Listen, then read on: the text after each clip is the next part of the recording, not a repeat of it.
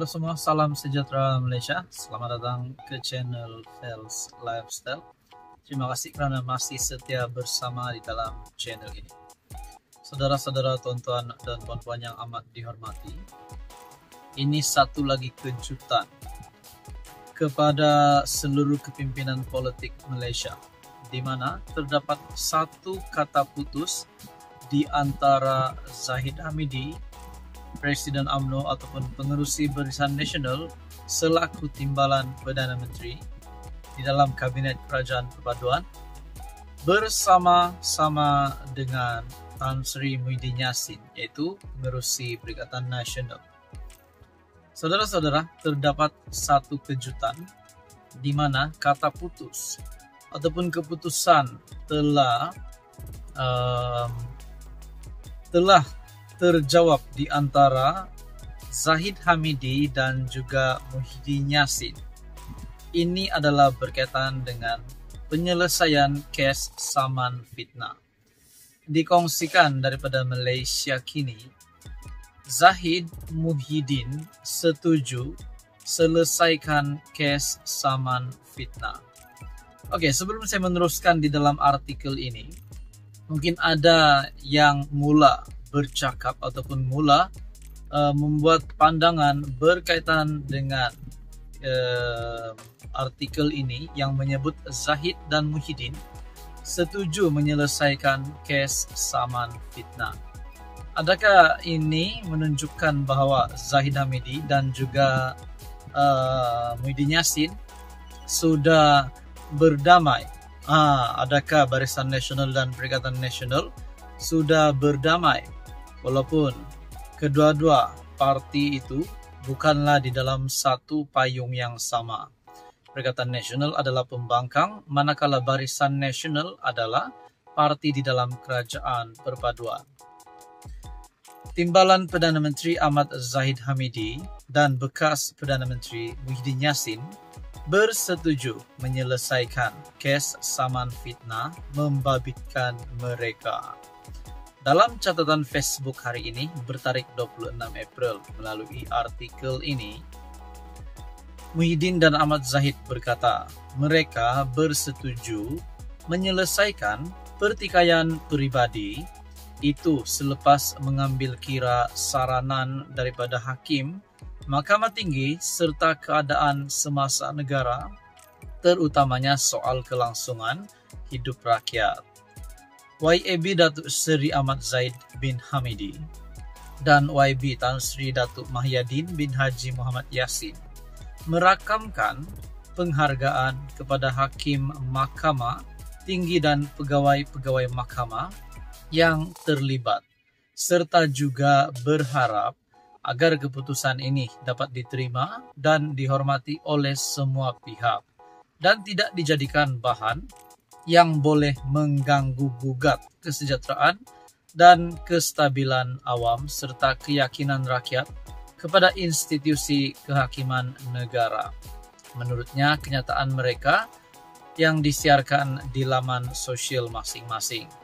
Saman itu difailkan 4 April 2022 berhubung dakwaan Muhyiddin bahawa Zahid meminta bantuannya untuk menyelesaikan atau menangguhkan kes perbicaraan jenayah membabitkan Presiden UMNO. MP Bagan Datuk itu memohon perintah mahkamah agar Muhyiddin menarik balik kenyataan yang didakwa berunsur fitnah. Pengerusi BN itu juga memohon injunksi sementara agar pengerusi PN memadam, menyunting dan menghentikan penerbitan sebahagian daripada rakaman. Saudara-saudara yang amat dihormati, adakah ini permulaannya perdamaian di antara BN dan PN ataupun perdamaian antara kerajaan dan juga Perikatan Nasional? Nah, apa pula komen PAS yang bersama-sama dengan Muhyiddin Yassin di dalam parti komponen Perikatan Nasional? Nah, saudara-saudara, menjadi persoalan, adakah perdamaian ini akan membuahkan hasil yang baik kepada kerajaan ataupun membuahkan hasil yang tak baik kepada pembangkang? Nah, itu semua menjadi persoalannya. Apa komen Anda? Sekian saja, teruskan bersama di dalam channel ini untuk info yang seterusnya. Halo semua, salam sejahtera Malaysia, tuan-tuan dan puan-puan yang amat dihormati. Sebelum ini kita mendengar dua anak bekas Perdana Menteri yaitu Mirzan dan juga Mokhzani yang diarahkan untuk mengisytiharkan aset mereka. Nah, saudara-saudara, ada yang kata Mirzan dan Mokhzani bersalah. Ada yang kata Mirzan dan Mokhzani bakal ditangkap. Tapi sebenarnya ini adalah pengakuan terbaru Mirzan dan Mokhzani yang pasti mengejutkan ramai. Di dalam satu artikel daripada Malaysia gini, pengakuan daripada anak Tun Dr. Mahathir Mohamad. Mirzan dan Mokhzani di dalam satu kenyataan, bukan kami yang disiasat SPRM. Itu adalah kenyataan Mirzan dan Mokhzani yang menimbulkan banyak persoalan. Sedangkan SPRM yang meminta kedua anak bekas PM Tun Dr. Mahathir ini untuk mengisytiharkan aset dan harta. Bahkan sebelum ini juga mereka telah meminta tempo lanjutan untuk pengurusan berkaitan dengan pengisytiharan harta ini. Sebelum ini juga anak bekas Perdana Menteri ini, Mirzan dan Mokhzani, bahkan Mukriz sendiri telah membuat pengakuan bahwa ayah mereka lah yang disiasat. Tujuan sebenar mereka untuk mengisytiharkan aset mereka sebenarnya bertujuan untuk menyiasat Tun Dr. Mahathir. Nah, di dalam artikel ini menyebut dua anak bekas PM Perdana Menteri, Dr. Mahathir menjelaskan bahwa mereka bukan di bawah siasatan SPRM.